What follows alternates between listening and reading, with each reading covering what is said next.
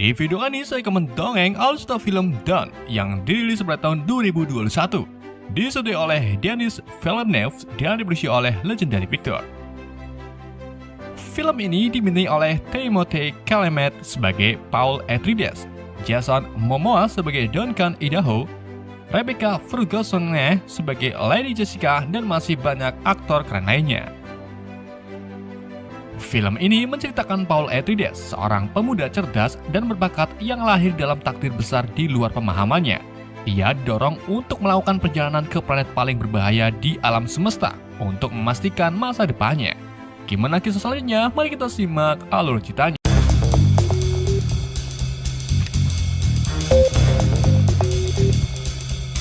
Film ini dibuka dengan seorang wanita bernama Chani yang menceritakan sebagian dari sejarah bangsanya di planet Arrakis, sebuah planet bergurun dan berbahaya.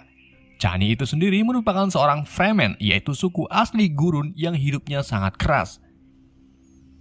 Chani menceritakan kalau planetnya telah diambil oleh keluarga Harkonnens yang tujuannya untuk memanen rempah-rempah berupa zat spikogenik di permukaan gurun, di mana rempah-rempah tersebut merupakan sumber energi yang bisa digunakan untuk perjalanan antara bintang, hanya sekali lompatan.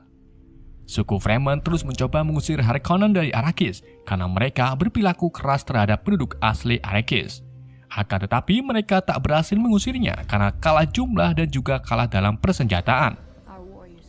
Namun baru-baru ini Fremen mendengar kabar kalau Kaisar Perisah Saddam keempat yang berkuasa di Dune Universe telah memerintahkan keluarga Harkonnen untuk meninggalkan Arrakis dan menggantinya dengan keluarga baru yang juga bakalan memanen rempah-rempah di Arrakis. Di planet Caladan, kita diperlihatkan Pangeran Paul dari keluarga Atreides yang sedang sarapan bubur kacang hijau bersama ibunya bernama Lady Jessica. Lady Jessica ini adalah seorang anggota Ordo Religius dari Bene Gesserit, di mana Ordo Bene Gesserit ini mempunyai kemampuan super berupa pengendali pikiran dan suara seperti Force di dunia Star Wars.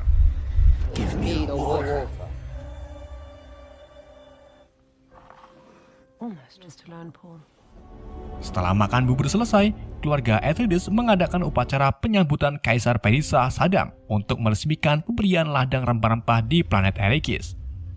Ternyata House Atreides lah yang akan menggantikan posisi House Harkonnens. Ayah Paul bernama Duke Leto serta pengawalnya Gurney Halleck dan Mantet Taufir Hawat lalu menerima pemberian Arrakis. Di sini Leto menyadari kalau ada kejanggalan terhadap Kaisar yang secara tiba-tiba menunjuk dirinya untuk mengambil alih Arrakis. Akan tetapi mau gak mau Leto harus menerima tawaran Kaisar. So it's done. It's done.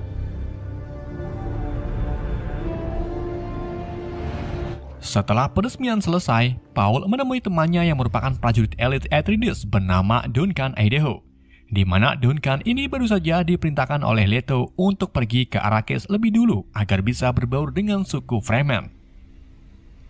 Paul lalu meminta Duncan untuk membawanya ke Arrakis lebih dulu agar Paul mengetahui keadaannya di sana.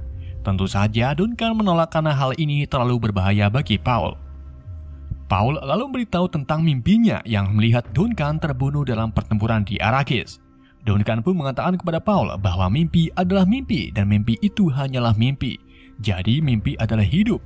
Nah, mimpi kan? Setelah itu, Paul menemui ayahnya di makam leluhur Atreides. Di sini Leto mengungkapkan tentang tujuan Kaisar menunjuk Atreides ke Arrakis, yaitu karena Kaisar menginginkan konflik perang antara Harkonnens dan Atreides yang diawali dengan rebutan sembako. Leto lalu mengatakan kalau dirinya berniat bergabung dengan Fremen untuk melawan aliansi saat peperangan terjadi. Siang harinya, Paul melakukan latihan bela diri dengan Gunray yang memiliki kemampuan seni bela diri pisau. Sebelum latihan, Paul mengaktifkan sebuah perisai yang jika pergerakan Paul lambat, maka perisai tersebut bisa ditembus oleh serangan lawan. Keduanya lalu mulai berlatih. Paul yang sering mimpi basah terlihat masih belum bisa menguasai apa yang Gunray berikan, dan hal tersebut membuat Paul tak efektif dalam menyerang musuh. Di sisi lain, tepatnya di planet Guild Prime, pemimpin tentara Harkonnens bernama Glosor Raban menemui atasannya yang bernama Baron Vladimir. Rabban memberitahu Vladimir tentang kekaisaran yang malah memilih Atreides untuk mengambil alih gurun Arrakis. Vladimir lalu memberitahu Rabban kalau hal ini sudah direncanakan oleh Kaisar untuk menjatuhkan Atreides. Alasannya karena kepolitikan Atreides semakin kuat dan hampir menandingi kekaisaran. Vladimir juga mengatakan kalau Kaisar telah memerintahkan Harkonnens untuk menghabisi semua keluarga Atreides jika mereka sudah sampai di planet Arrakis. Kita kembali ke Atreides, di mana atasan Jessica dari Bene Gesserit datang untuk menguji kemampuan Paul yang asli keturunan dari Bene Gesserit. Namun saat itu, Paul sedang bubuk dan bermimpi tentang wanita misterius yang selalu muncul di pikirannya. Wanita tersebut ternyata adalah Chani. Paul masih belum paham maksud mimpinya tersebut, tapi Paul merasakan kalau setiap mimpinya itu mengabarkan masa depan yang bakalan terjadi. Jessica lalu membangunkan Paul dan menyuruhnya untuk menghadap atasan Bene Gesserit, yaitu Mother Gaius Helen Mohiam. Sebelum menemui Mohiam, Paul lebih dulu diperiksa oleh Dr. Suk Wellington Yue yang mengingatkan Paul untuk tak berpikir ngeres saat menghadap Mohiam. Setelah itu, Paul menemui Mohiam di sebuah ruangan. Mohiam kemudian menempatkan Paul melalui ujian Gom Jabbar menggunakan jarum beracun sianida dan kotak yang menimbulkan rasa sakit untuk menilai karakter Paul. Mohiam lalu bertanya kepada Paul tentang mimpinya dan apakah mimpi itu terkadang menjadi kenyataan. Paul pun menjawab kalau dirinya belum yakin tentang mimpinya karena saat ini masih belum menjadi kenyataan. I hope you live. Setelah ujian selesai, Mohiam memarahi Jessica karena telah melahirkan seorang laki-laki bukan wanita yang sudah menjadi aturannya. Jessica lalu mengatakan kalau mungkin saja Paul adalah Kwisatz Haderach. Kwisatz Haderach itu sendiri adalah sosok penyelamat yang diyakini oleh Bene Gesserit akan membawa keberkahan dan kemakmuran. Tetapi hal itu ditepis oleh Mohiam yang malah memperingati bahwa kemampuan Paul tidak sepenuhnya berkembang dan mungkin Paul akan mati di ujian selanjutnya. Setelah Bene Gesserit pergi, Jessica melihat Paul berdiri di belakangnya, yang berarti Paul dari tadi mendengar percakapan Mohiam. Jessica pun menjelaskan kepada Paul kalau Bene Gesserit telah menghabiskan ratusan tahun untuk menghasilkan Kwisatz Haderach yang tak tertandingi. Ciri-ciri Kwisatz Haderach itu sendiri yaitu memiliki penglihatan masa lalu dan masa depan. Some relief he's here. It's all part of the plan. Tidak singkat cerita, House Atreides kini telah sampai di Arrakis. Saat Paul, Leto, Jessica, dan yang lainnya turun dari kapal, penduduk setempat tiba-tiba mengatakan lisan al-gaib ke arah Paul. Jessica menjelaskan kalau lisan al-gaib artinya suara dari dunia luar. Think superstitions. It's for the Lisan al-Gaib.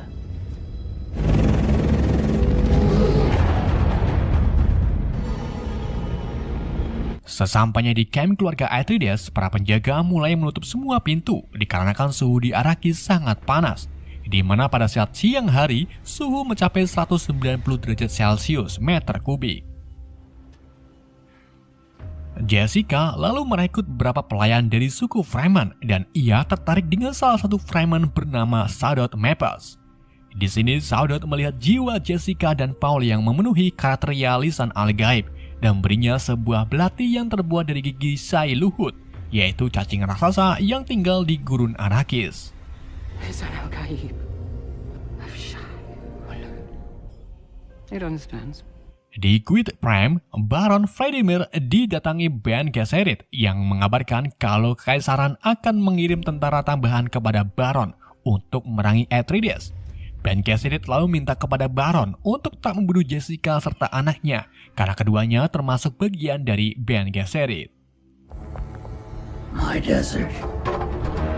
My dune. Keesokan harinya, Leto mengadakan rapat dengan beberapa petingginya untuk memulai proyek panen rempah-rempah. David Hawat lalu membawa Leto ke dirijen-dirijen infrastruktur yang digunakan untuk menampung rempah-rempah. Tetapi Leto menemukan kalau penambang sebelumnya yaitu Harkonnens telah menyabotase sebagian infrastruktur yang akan dibutuhkan Leto. Leto pun akan membawa masalah ini ke wasit transisi kekaisaran yang telah tinggal di Arrakis selama bertahun-tahun. Wasit tersebut bernama Liet Kynes yang juga seorang ahli ekologi. Gak lama kemudian, Duncan Idaho datang yang telah berhasil berbaur dengan suku Fremen selama 4 minggu. Di dalam ruangan, Duncan melapor kepada Leto kalau suku Fremen ternyata memiliki jiwa perjuang yang tak tertandingi. Mereka juga memiliki pasukan khusus bernama Shed yang tinggal di gua-gua bawah gurun. Duncan kemudian memperkenalkan pemimpin Shed bernama Stilgar kepada Leto. Di hadapan Leto, Stilgar menuntut agar penduduk Atreides tak keluar dari kota, kecuali untuk menambang rempah, serta memperingatinya untuk berhati-hati saat menambang karena Sai Luhut tidak segan-segan untuk makan apa saja yang berdiri di atas gurun. Setelah itu, Stilgar pun pergi untuk push rank bersama teman-temannya. Pagi harinya, Leto bertemu dengan wasit Led Kines yang memintanya untuk ikut menyelidiki operasi penambangan rempah-rempah pertama yang dilakukan oleh Atreides. Sebelum ke lokasi penambangan, Kines memberikan setelan khusus bernama Steel Suit buatan Fremen, di mana Steel Suit ini berfungsi melindungi tubuh dari suhu ekstrim. Steel Suit juga mampu menyerap keringat yang kemudian dikembalikan lagi ke tubuh si pemakai agar tak dehidrasi. Setelah siap, Kines pun memandu Leto, Paul, Gurney, dan yang lainnya untuk melihat operasi penambangan menggunakan pesawat Ornithopter. Top Jaws, nah mantap.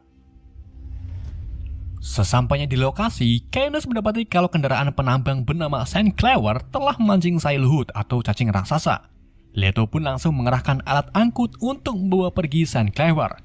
Namun saat alat tersebut hendak mengangkut Sandclaver, salah satu jangkarnya rusak. Karena demi keselamatan, Leto pun menurunkan pesawatnya untuk menyelamatkan pekerja tambang yang berada di Sandclaver. Saat Paul keluar untuk memandu para pekerja menuju pesawat, Paul tiba-tiba merasakan pusing yang disebabkan oleh serbuk rempah-rempah. Paul kemudian mendapatkan penglihatan tentang wanita misterius yang tentu saja itu Chani. Saat cacing raksasa mulai dekat, Gurney langsung menyadarkan Paul lalu membawanya kembali ke pesawat.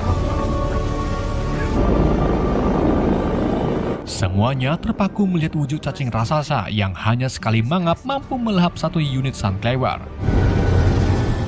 Setelah kejadian tersebut, Paul diperiksa oleh Dr. Yue yang memberitahu Paul dan juga Jessica kalau Paul alergi terhadap rempah-rempah. Namun hal itu tak membahayakan keselamatan Paul. Di sisi lain, tepatnya di planet Salusa Secundus, kita diperlihatkan bala tentara Imperial yang mulai dipersiapkan untuk menyerang Atreides. Tentara tersebut bernama Sardukar yang terkenal akan kekejiannya. Malam harinya di Arrakis, Leto tiba-tiba terbangun dari tidurnya karena merasakan ada sesuatu yang tak beres. Leto lalu pergi ke ruangan tengah dan menemukan pelayan Sedot tergeletak penuh darah di bagian perutnya. Di waktu yang sama, tiba-tiba sebuah panah lumpuh melesat ke punggung Leto. Lalu datanglah Dr. Yue yang ternyata dialah yang sengaja menembakkan panah lumpuh ke tubuh Leto. Rupanya, Yue telah berkhianat dan telah bersekongkol dengan Harkonnen. Namun, ada alasan tersendiri kenapa Yue berkhianat, yaitu karena istrinya sedang disandra oleh Harkonnen dan mau gak mau Yue harus patuh terhadap perintah Harkonnen. Yue mengatakan kepada Leto kalau dirinya sudah memutuskan semua komunikasi Atreides serta perisai di planet Arrakis. Yue lalu memasang gigi palsu berisi gas beracun di mulut Leto yang nantinya bisa digunakan untuk membunuh Baron. Gak lama kemudian, pasukan Harkonnen dan Sardukar datang menyerang Atreides. Gurney dan pasukannya yang belum sarapan pun kewalahan dan tak bisa menyelamatkan satupun unit armada tempur mereka.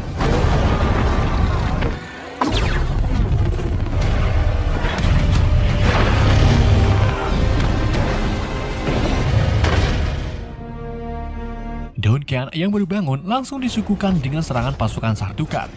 Duncan yang pernah menjadi Aquaman pun berhasil membunuh beberapa pasukan. Kemudian ia pergi ke ruangan Paul untuk menyelamatkannya. Akan tetapi Paul sudah tak ada. Begitu pula dengan Jessica. Ternyata Paul dan Jessica sudah tertangkap oleh pasukan Harkonnen, di mana keduanya ini akan dibuang ke padang pasir agar mati terpapar radiasi bintang di siang hari. Hal ini Harkonnen lakukan agar Paul terlihat mati melarikan diri. Di dalam perjalanannya menggunakan Ornithopter, Paul menggunakan kekuatan suaranya untuk memerintahkan satu prajurit agar membuka lakban yang melekat di Jessica. Setelah itu berhasil, Jessica langsung memerintahkan semua prajurit untuk menyerang satu sama lain. Tetapi hal itu malah membuat Ornit Top Josh jatuh di padang pasir. Sementara Duncan memilih melarikan diri menggunakan Ornit untuk mencari keberadaan Paul dan Jessica.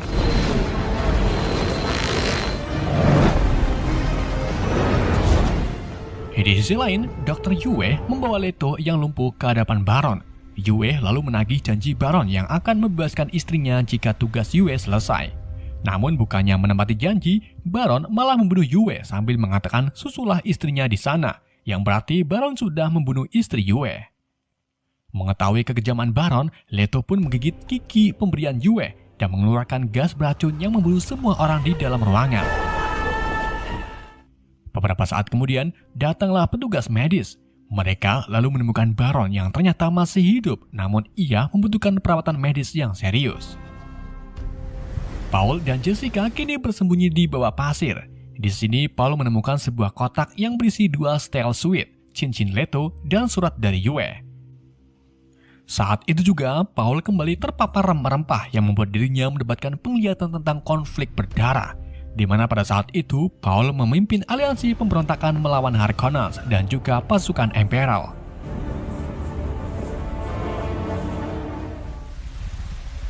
Setelah itu, Paul dan Jessica keluar dari dalam pasir. Keduanya kemudian bertemu kembali dengan Duncan yang mengabarkan kalau Leto sudah tiada di tangan Harkonnens. Duncan lalu membawa Paul dan Jessica ke hadapan Kines yang telah mendirikan stasiun terraforming dan ditinggali beberapa suku Fremen. Namun gak lama kemudian, pasukan Sardaukar berdatangan. Beberapa Fremen mencoba untuk melawan dengan setelan tempur mereka. Duncan lalu mengorbankan dirinya melawan Sardaukar yang memungkinkan Paul, Jessica, dan Kines bisa melarikan diri. Kini mimpi Paul menjadi nyata, di mana Duncan mati terbunuh oleh pasukan Sardaukar. Kines kemudian menyuruh Paul dan Jessica kabur menggunakan Ornit, sementara dirinya akan memancing Sardaukar ke gurun pasir.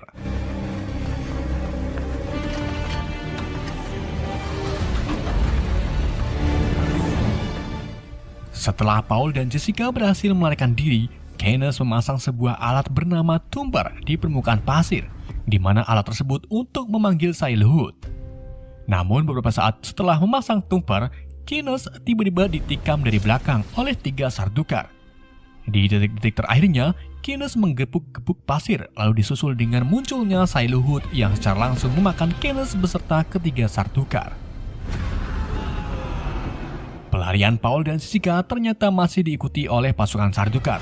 Paul pun memutuskan untuk masuk di badai pasir agar terhindar dari kejaran Sardaukar. Di dalam badai, Paul kembali mendapatkan penglihatan tentang seorang pria Fremen yang beri Paul sebuah nasihat. Nasihat tersebut berupa kalimat yang bersembunyi, buanglah sampah pada tempatnya.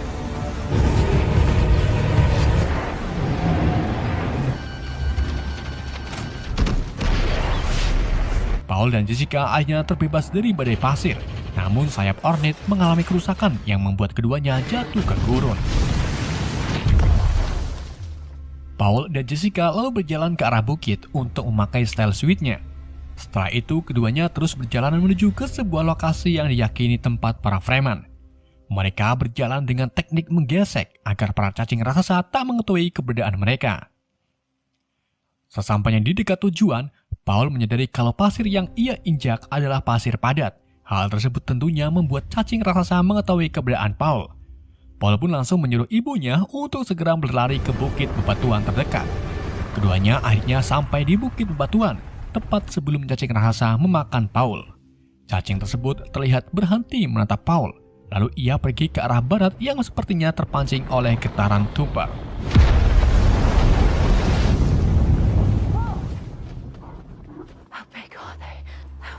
Gak lama setelah cacing raksasa pergi, beberapa Fremen muncul dari bebatuan. Salah satu dari mereka ternyata Stelgar yang tentu saja mengenali Paul. Stelgar mengatakan kepada para Fremen kalau kita tak boleh menyakiti Paul. Namun salah satu Fremen bernama James yang juga muncul di penglihatan Paul menolak keyakinan Stelgar dan malah ingin bewan dengan Paul. Hal tersebut tentunya diterima oleh Paul. Sebelum Bewan dengan James, seorang Fremen wanita menghampiri Paul dan ternyata itu adalah Chani yang selalu muncul di penglihatan Paul. Chani lalu memberi Paul sebuah belati dari gigi cacing. Setelah itu, Paul mulai Bewan dengan James. Di dalam perbewanan, Paul berhasil membunuh James dengan belati pemberian Chani. Setelah itu, Stelgar membawa Paul dan Jessica ke lokasi set. Di dalam perjalanan, Paul melihat salah satu Fremen sedang mengendari cacing. Chani mengatakan kepada Paul kalau ini baru saja permulaannya saja. Film pun bersambung. This is only the beginning. Oke, itulah alur cerita film Dune. Semoga kalian tidak paham dengan alur cerita yang saya bawakan. Mohon maaf jika saya kurang bercanda, karena memang film ini susah untuk diajak bercanda. Pesan yang tidak bisa kita ambil dari film ini, 1 kilo odol masih belum mampu membersihkan gudel yang melekat di gigi kalian. Sekian dari saya, wassalamualaikum warahmatullahi wabarakatuh.